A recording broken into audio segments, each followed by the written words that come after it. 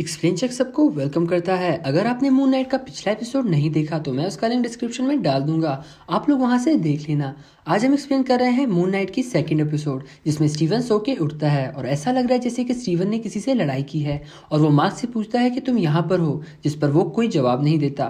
जिसके बाद वो म्यूजियम जाता है जहाँ म्यूजियम की मुरम्मत चल रही है और इसकी वजह कल रात की तबाही है जो स्टीवन ने मचाई थी। इसके बाद वो सीसीटीवी फुटेज देखने पहुंचता है अपने गार्ड दोस्त के साथ और वो इसे बोलता है कि जो तुम देखने वाले हो उससे तुम्हारा दिमाग हिल जाएगा, इसीलिए संभल कर रहना। लेकिन दोस्तों उस फुटेज में स्टीवन के अलावा कुछ भी नहीं था। मतलब जिस जानवर ने उस पर हमला किया था उसका नामो निशान भी नहीं था, जो सिर्फ स्टीवन को दिखता है, बाकी किसी और को नहीं। अब कहानी आगे बढ़ती है और उसे पुलिस वाले पकड़ कर ले जाते हैं और पुलिस वाले स्टीवन पर कोई चार्ज नहीं निकालते, पर म्यूजियम से उसे निकाल दिया जाता है और स्टीवन उदास होकर उसी स्टैचू वाले के पास जाता है और उसे सारी कहानी बताता है। अब हम स्टीवन के पास चाबी को देखते हैं। ये वही चाबी होती है जो अपने घर से उसे सीक्रेट जगह से मिली थी। अब वो इसके लॉकर को तलाश में निकल जाता है और उसे कंपनी मिलती है जहां उसका लॉकर मौजूद था। वो लॉकर खुलता है जहां उसे पैसे से भरा हुआ बैग मिलता है और साथ एक पासपोर्ट भी होता है जो कि होता है मार्क स्पेक्टर का। स्टीवन समझ जाता है कि सारी चीजें यही छुपा कर रखी हुई है उसने, और साथ में उसे वहां पर वही स्कैरिक भी मिलता है जिसके पीछे आर्थर पड़ा हुआ है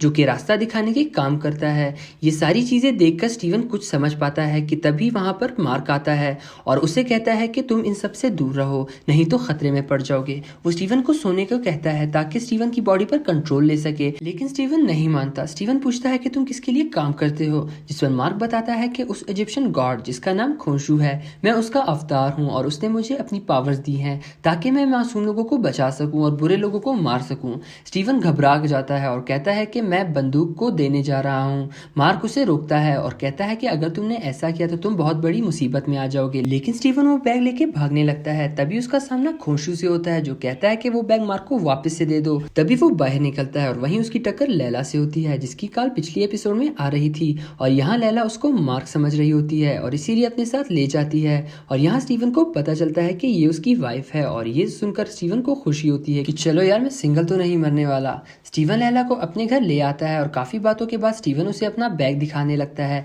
जिसमें स्कैरिक और उसे पैसे मिले थे। लेकिन मार्क उसे ऐसा करने से मना करता है कि तुमने ऐसा अगर किया तो वो मारी जाएगी, इसीलिए स्टीव रुक जाता है। और अब लैला को स्टीव और मार्क की पर्सनैलिटी के बारे में कुछ नहीं बताना था। और वहीं पे दरवाजे पर दो ऑफिसर्स आते हैं और स्टीवन की घर की तलाशी लेने लगते हैं, लेकिन लैला वहां से छुपकर भाग जाती है और वहां मार्क का बैग उन्हें मिलता है जिसमें उन्हें मार्क का पासपोर्ट मिलता है जो स्टीव के पास कैसे आया। इसीलिए फेक पासपोर्ट के नाम पर उसको पकड़ लिया जाता है और अपने साथ ले जाते हैं। वहीं वो बताते हैं कि मार्क एक टेररिस्ट है, उसने इजिप्ट की आर्कियोलॉजी में हमला किया है और उसने कहीं बेकसूर लोगों को मारा था। अब ये सुन के स्टीवन कहता है कि ये सब मैंने नहीं किया और मुझे जाने दो, और तभी उसे शीशे में मार्क दिखाई देता है जो उसे कंट्रोल मांग रहा होता है ताकि वो यहाँ से भाग सके। लेकिन स्टीव उसे बार बार बोलता है कि मैं तुम्हें कंट्रोल नहीं देने वाला। वो दो ऑफिसर उसे छोड़कर चले जाते हैं और यहाँ पर आर्थर इसके सामने आ जाता है। आपने सही समझा दोस्तों, जो दो ऑफिसर इसे पकड़ कर लाए थे एक्चुअल में वो भी आर्थर से मिले हुए थे। वहीं वो स्टीवन को मैनिपुलेट करने की कोशिश करता है और कहता है कि तुम अंदर से टूटे हुए हो, इसीलिए खोंशू ने तुम्हें चुना है। स्टीवन कहता है कि मैं टूटा नहीं हूँ, मुझे मदद चाहिए, और आर्थर कहता है कि मैं तुम्हारी मदद करने के लिए तैयार हूँ, मेरे साथ चलो। वहाँ वो इसे अपने घर के सारे मेंबर से मिलवाता है जो कि उनके साथ यहीं रहते थे और इसकी बात मानते थे। स्टीवन को आर्थर से बहुत बातें पता चलती हैं, जैसे खोंशू बिना मार के कुछ नहीं कर सकता, इसीलिए आर्थर उसे मैनिपुलेट कर रहा है। अभी स्टीवन के साथ साथ आर्थर भी खोंशू की बातें सुन सकता था क्योंकि पहले आर्थर खोंशू का अवतार रह चुका है। खोंशू उन्हें सजा देता है जो गुनाह कर चुके हैं, जिससे काफी देर हो जाती है, लेकिन एमिड ऐसा नहीं करती। वो पहले ही फैसला सुना देती है और पहले ही मार देती है, और इसीलिए आर्थर बोलता है कि हमें एमिड को आजाद करवाना होगा ताकि हमारी दुनिया से बुराई कम हो सके। अब सारी बात सुनने के बाद स्टीवन उससे एग्री नहीं करता क्योंकि बस गुनाह को सोचने से कोई गुनाह नहीं बन सकता और किसी को गलत सोचने पर उसे सजा नहीं दे सकते, लेकिन ऐसा नहीं करना चाहता और इसीलिए आर्थर को स्कैरिक चाहिए था। दरअसल दोस्तों वो स्कैरिक कंपास की तरह काम करता है और वो स्कैरिक आर्थर को एमिड की ताबूत तक ले जाएगा, मतलब कि कब्र तक, जहां वो उसे जिंदा कर सकेगा। और वहीं सारे लोग स्टीवन को घेर लेते हैं और स्कैरिक को मांगने लगते हैं, लेकिन स्टीवन के पास स्कैरिक नहीं होता।